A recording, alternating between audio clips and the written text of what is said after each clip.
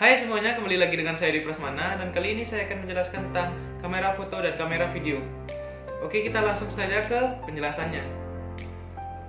Oke, yang pertama saya akan menjelaskan cara kerja kamera foto dan kamera video.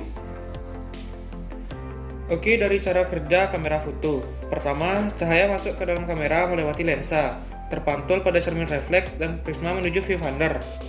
Yang kedua, saat tombol rana di tangan setengah, cermin terangkat dan diafragma pada lensa membuka.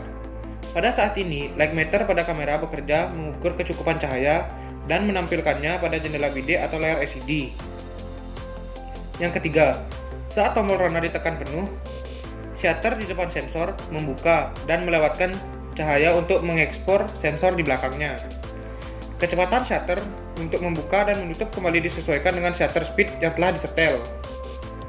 Yang terakhir, kemudian shutter menutup diafragma dan mencermin kembali ke posisi semula. Gambar sudah terekam pada sensor. Oke, lanjut ke cara kerja kamera video. Yang pertama, saat kondisi merekam atau recording, gambar masuk ke dalam badan kamera.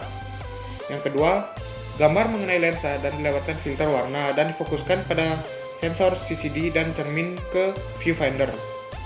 Yang ketiga, kebanyakan kamera video jendela intip atau viewfinder sudah berwarna dan bukan hitam putih. Jarak antara lensa dengan sensor CCD disebut focal length. Sebenarnya, focal length mempengaruhi efek zoom in atau zoom out, sehingga kita bisa mengambil gambar video dari jarak dekat ataupun jarak jauh. Yang keempat, kamera video mengambil input data analog berupa frekuensi sinar dan suara dan mengkonversi menjadi data digital. Gambar yang masuk ke CCD juga akan tampil di layar LCD. Sensor CCD diteruskan ke konverter sehingga mengubah data analog menjadi data digital. Konverter yang digunakan adalah konverter ADC atau Analog Digital Converters.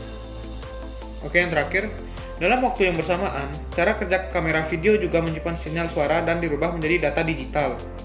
Data digital disimpan dalam media penyimpanan secara terus-menerus selama kamera dalam keadaan merekam. Yang kedua, saya akan menjelaskan apa itu exposure dan saya akan menjelaskan bagian-bagian dari exposure tersebut.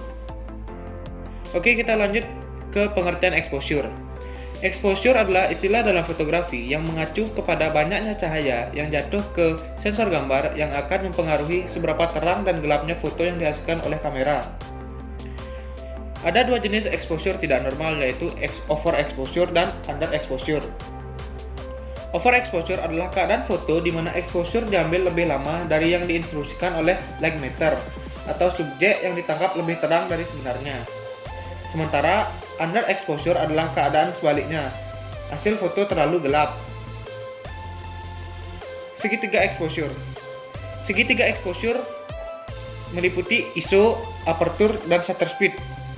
ISO adalah ukuran tingkat sensitivitas sensor kamera terhadap cahaya. Semakin tinggi ISO, semakin tinggi pula sensitivitas sensor terhadap cahaya.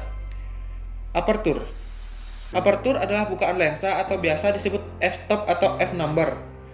Aperture bisa diibaratkan seperti jendela.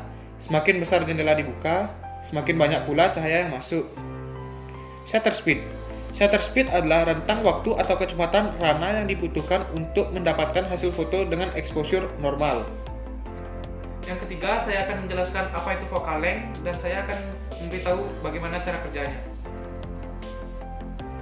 Oke, lanjut ke penjelasan focal length. Focal length adalah kemampuan lensa dalam melihat dan mengambil suatu peristiwa. Biasanya focal length ditulis dalam satuan mm. Contohnya seperti 22 mm, 50 mm. Semakin pendek focal length, semakin jauh jarak peristiwa dari lensa, semakin luas peristiwa yang dapat dilihat oleh lensa. Sebaliknya, semakin panjang focal length, semakin dekat peristiwa dari lensa, tetapi semakin sempit peristiwa yang dapat dilihat oleh lensa. Oke, dan yang keempat, saya akan menjelaskan perbedaan dari kamera DSLR dengan kamera mirrorless. Oke, kita awali dari apa itu kamera DSLR dan kamera mirrorless. Kamera DSLR atau Digital Single Lens Reflex adalah jenis kamera yang menggunakan cermin untuk memantulkan cahaya dari lensa ke jendela bidet atau viewfinder, sehingga kamu akan melihat persis apa yang dilihat kamera secara optikal. Sedangkan kamera mirrorless tidak memiliki cermin. Hal ini membuat gambar atau cahaya dari lensa langsung menuju sensor. Sama seperti kamera pocket atau smartphone. lensa pada kamera mirrorless juga dapat dilepas dan diganti seperti DSLR. Oke, perbedaan kedua dari varian lensa. Kamera DSLR memiliki lebih banyak varian lensa dibanding kamera mirrorless. Kamera DSLR dapat dihubungkan dengan berbagai jenis lensa, mulai dari lensa fisheye, tele, wide angle, dan masih banyak lagi. Sedangkan untuk mirrorless, beberapa produsen memang sudah banyak yang memproduksi lensa dengan berbagai varian, namun tetap tidak sebanyak DSLR.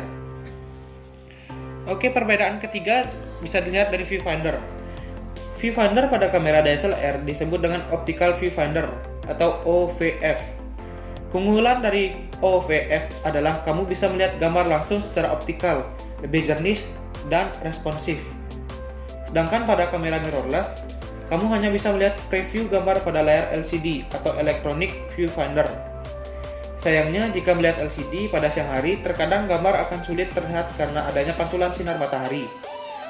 Keunggulan dari EVF adalah preview gambar akan sama seperti hasil jepretan yang akan disimpan. Oke, perbedaan keempat dari autofocus. Kamera DSLR menggunakan mekanisme cermin, maka proses autofokusnya lebih cepat dibandingkan kamera mirrorless. Sedangkan kamera mirrorless saat ini sudah ada yang dilengkapi dengan kemampuan autofocus yang lebih cepat, namun harganya jauh lebih mahal. Oke, perbedaan yang terakhir dari ukuran dan berat. Perbedaan yang paling mencolok adalah ukuran dan beratnya.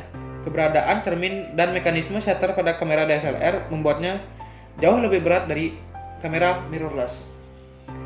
Sedangkan kamera mirrorless yang tidak membutuhkan cermin memiliki ukuran lebih kecil dan sederhana, sehingga kamera mirrorless lebih mudah untuk dibawa.